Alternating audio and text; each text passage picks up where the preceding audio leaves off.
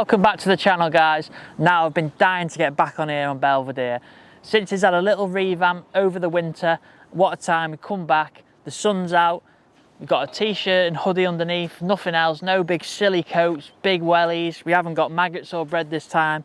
We're going to be doing something a bit different today, fishing with hard pellets in the springtime. Now you may think hard pellets are a summer method where fish are really tuned into eating them, but I'm just going to show you a few tricks and tips today to help you keep them fish coming in early spring on hard pellets. So let's get onto the bait, rigs, areas that we're going to fish and all that good stuff so you guys can get out on the bank and catch more. Now let's move on to the bait. Now, as you heard me speak, we're fishing with hard pellets, so it couldn't be any simpler.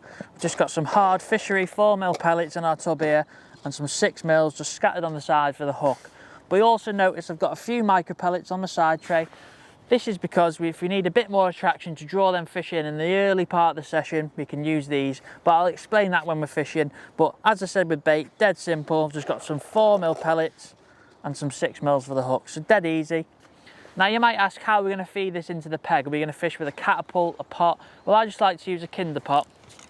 This time we just got a small one with freshend with the big hole, because what we're looking to do when we're feeding is feeding 10 pellets or so, just rattling a few in, putting our hook bait in and sitting there, setting the trap and waiting. Now, because I got my rig around, let's go on to it. I've just got a 9-jaw slip in.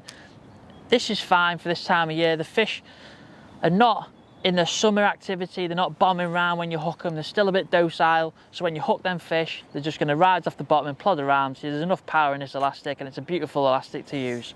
Now, the rigs are going to be a bit different to what you see in the summertime for hard pellets. This is because the water is still a bit clear, so the fish are going to be feeding on sight and noise still, because there's not that much colour in the water, so the float replicates this from your summertime fishing. So I've just got 015 mainline as normal in my winter springtime rigs, 2 back shots there, number 8s. Now you heard me speak about that float then. This time I've just got an F1 maggot in 4x14 and slightly strung out, but we'll get onto the shotting down the end.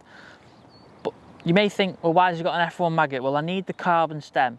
You hear me mention it's not like the summertime where we're going to be bombing the bait down to the bottom where the fish are grubbing around eating your hard pellets. These fish will probably be sat off bottom, sunning themselves today. You can feel the sun on my back now, it's really getting warm, and then fish are going to be sunning themselves half depth. So what happens is, if you've got a carbon stem float, you can lay it in nice on the side, it'll come round in an arc, and then fish will feed on sight and noise. So this is why you've got the carbon stem float.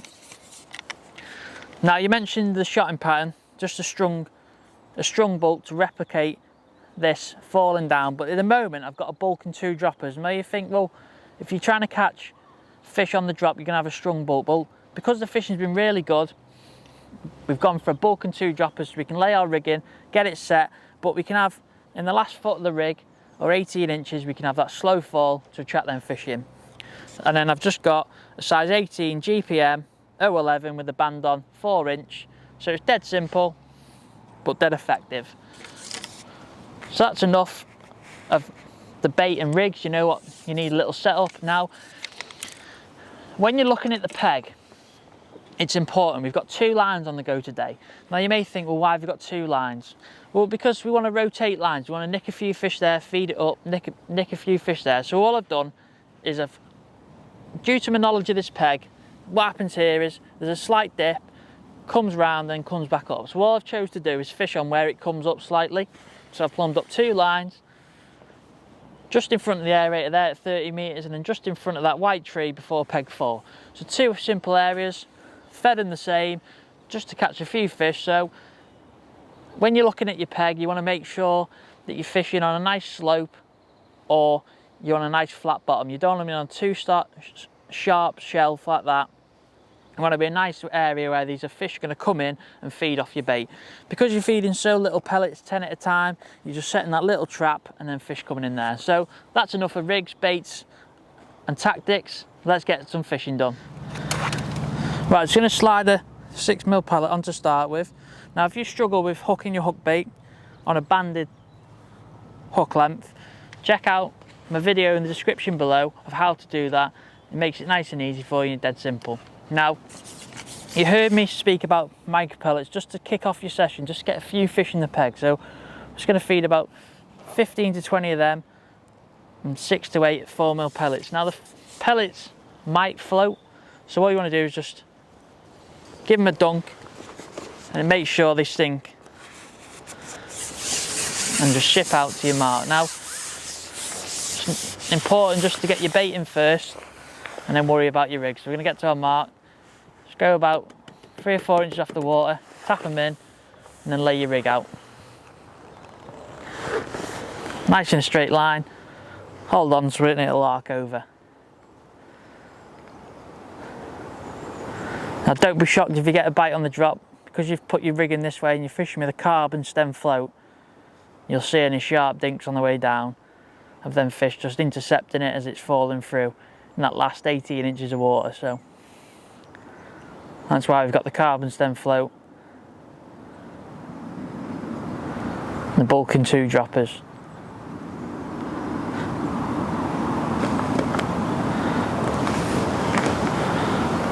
Like I said, with them micro pellets, just going to draw a few fish in to start with.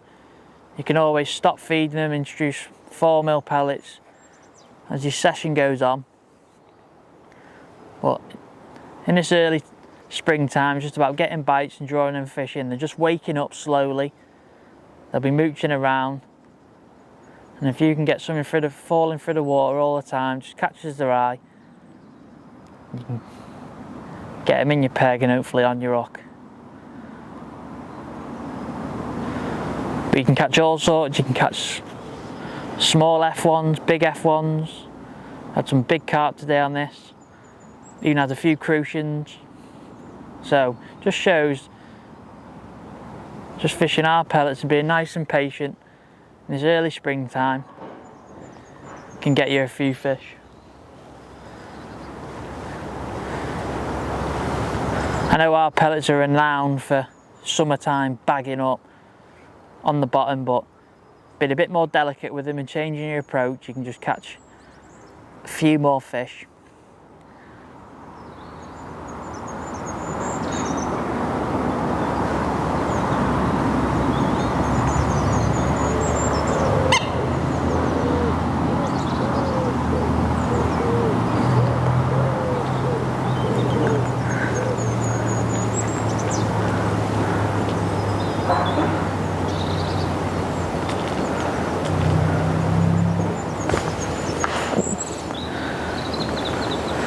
One thing is important, just to keep laying your rig in and out all the time. That one moment where the fish just snatches it on the way down or follows it down could be your chance to catch it. Like I said, the water is still clear, it's not coloured up to the height of the summer months. That's an indication then. Let's just lift it back out, flick it back in, start your little process again. Like I said, the water isn't as coloured as it's going to be in the summer months. It's still quite clear. We've only just had a good recent run of weather, a week or so. But with that water temperature rising, them fish are going to be on the mooch, wanting food. And pellets are a great way to catch them in this early springtime. Very selective, you don't really catch the other silverfish so much, but when you, oh there's one. When you're after these carp and F1s, that's what you want. You can see that elastic. Lovely. Like I said, if you can nick a few fish off this line, drop onto your left hand line. Not going to use my puller, just going to glide him up. A little F1. Just shows you'd think hard pellets, carp, but these F1s are still eating them. Look at that. Lovely little fish. Nice and golden him. But big 6mm in his top lip. Just where you want him.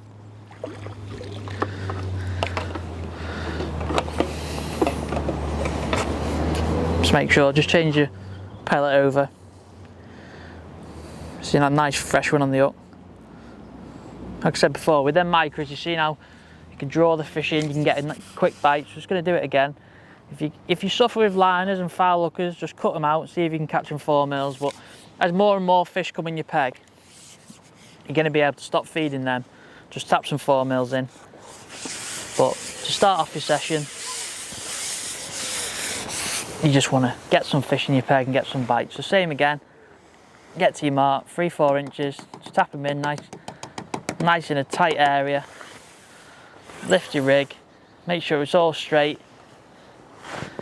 It's going to come down in a nice arc and hold it tight. Keep an eye on your float, because you can be surprised where these fish will be sitting. They'll be sunning themselves. That sun's behind me now and it's lovely on my back. But they'll be sunning themselves, sitting off the bottom, watching anything falling through. Like I said before, if you get a lot of liners and foul hookers, just cut them micro pellets out. Like I said, the more you're fishing, the more fish are going to come in your peg. So you want to reduce them down. And in the end, you'll just be feeding 4 mils and catching some fish. So I'm getting a few indications there now. So what I'm thinking now is, next time I feed, I'm just going to feed some 4 mil pellets. Because I don't really want little dibs and knocks and liners. I just want sit there, positive bite. That's the perfect scenario.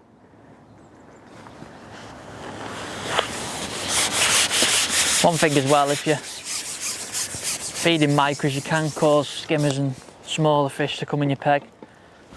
That's little crucian. So that's one thing. If you're catching that stamp of fish and you want to put your stamp a little bit bigger, 3-4 mils. So I'm just going to feed some 4 mils now. Try and be a bit more selective and try and catch an F1 or a big carp. But it's nice to get some bites. If you just wanted to get some bites, then this would be a nice way.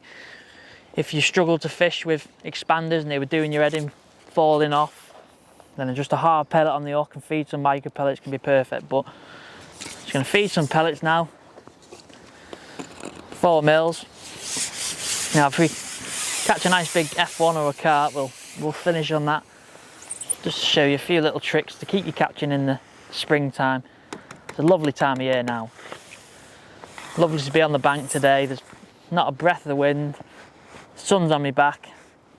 I'm catching some fish, so we can't complain of that. But just make sure you do everything the same. So you just take your time, get it all right, and you catch some fish. See, I have a little indication on the way down then, so just shows them fish sit off the bottom.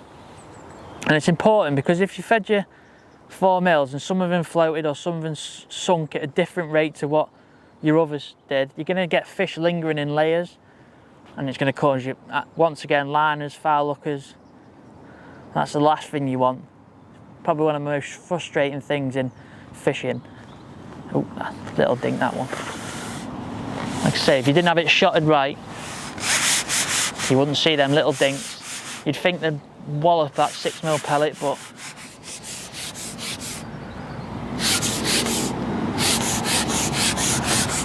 they don't. They just give you a little dink on the float. You see that pink elastic? I'm not even pulling the puller kit. If I hooked the big carp, obviously I'd have to, but they're these F1s, I think it is. I'm not very good at guessing, so I'll probably get it wrong.